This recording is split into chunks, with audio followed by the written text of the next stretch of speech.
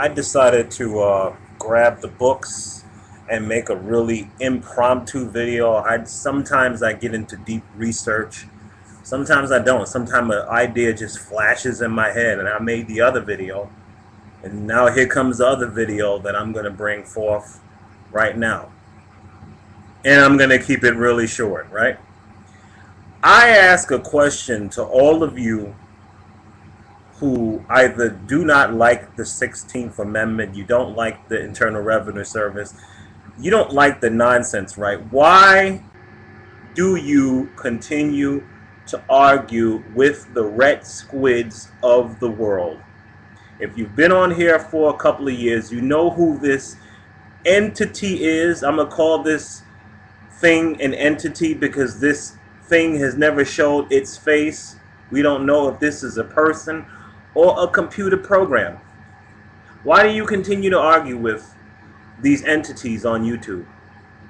I just blocked somebody a couple of minutes ago who came out of their mouth and said something ridiculous, because my attitude is, if you do not have a profile, if I cannot see your face or hear your voice, I don't know if you're a man, woman, or a computer program. I'm pretty sure they have computer programs that can mimic human thought. I'm pretty sure they do.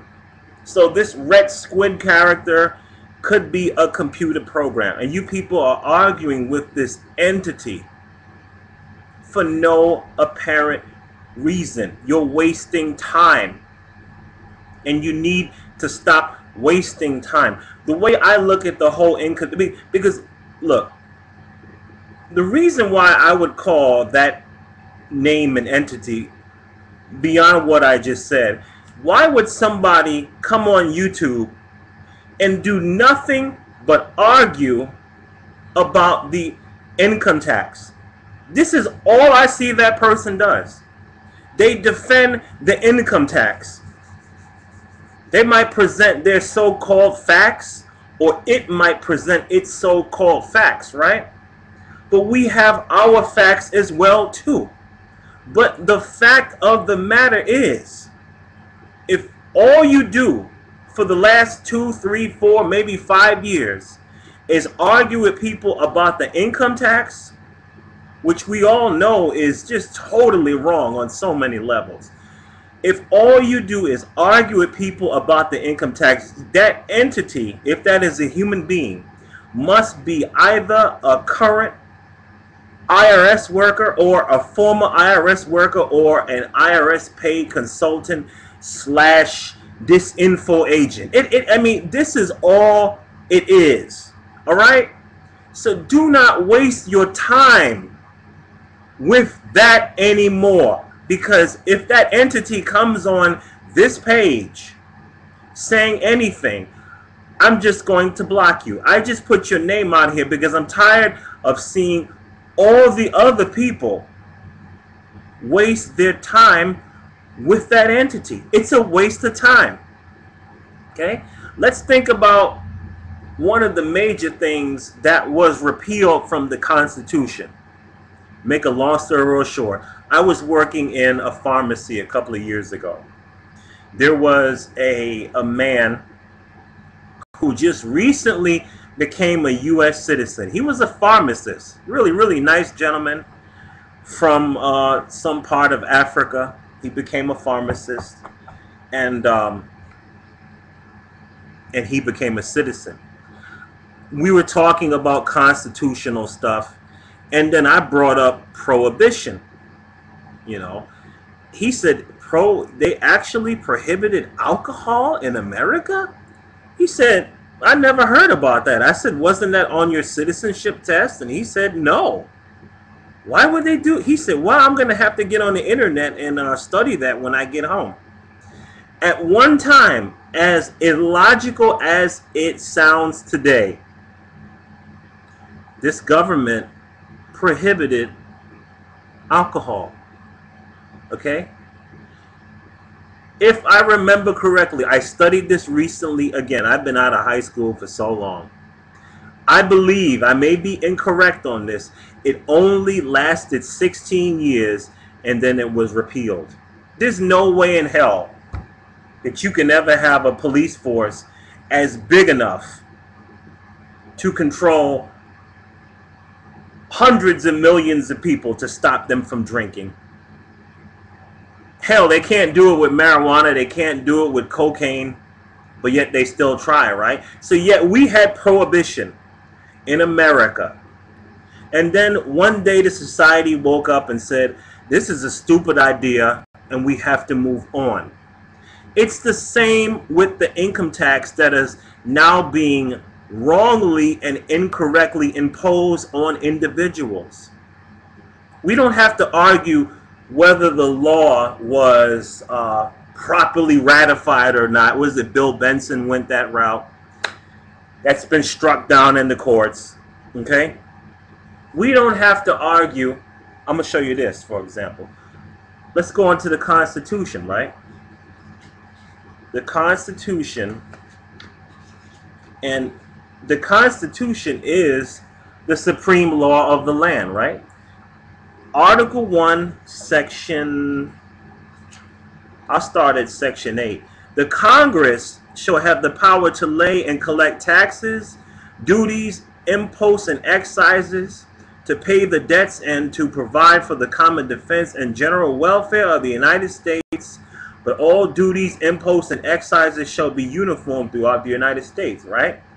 Now we go into, further on into the paragraph, it says, to exercise exclusive legislation in all cases whatsoever over such district not exceeding 10 miles square. So if their legislation shall not exceed 10 miles square, how is it that the IRS is saying that we have the right to tax your income worldwide, regardless of whether you've made a penny? Let's say I've been gone out of the country for 5 years. The IRS says you still have to pay some kind of taxes, but that's a whole nother issue. Let's not argue with the RetSquids of the world. It is a waste of time. Taxation on your labor is slavery. That's all it is. It's wrong. It needs to stop. It turns everybody, regardless of whether you're black or white, into a damn slave. That's all it is. Don't argue with him, you know, the legal. This entity is going to go back and forth. This entity's been on YouTube for years. Ignore the entity and proceed with what I just told you. It's unjust. It's wrong. It needs to be repealed. Now,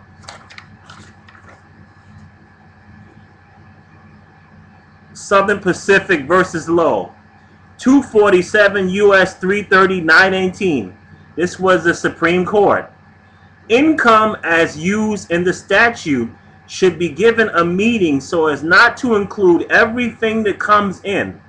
The true function of the words gains and profits is to limit the meaning of the word income. So, we have an income tax system that should only fall, according to the Supreme Court, on corporations and people that are in a trade or business. That's been defined in the Internal Revenue Code. I'm going to make a part 2 on this. And it should only fall on people that are federal or state workers. That's it. It should not fall upon you if you're not in that class. And you know, I got this Internal Revenue Code. You need to read it sometime to enlighten yourself on what they're talking about here. I'm going to get into maybe one thing that I have time. Let's see what, and of course they're going to say all this stuff is frivolous because they are taking your money. Why would they want to stop taking your money? So they're going to say all of this stuff is frivolous. Don't waste your time trying to argue with these people. It is a waste of time. Wages. Right? I'm gonna have a minute to do it. Section 3401. You can look it for yourself online.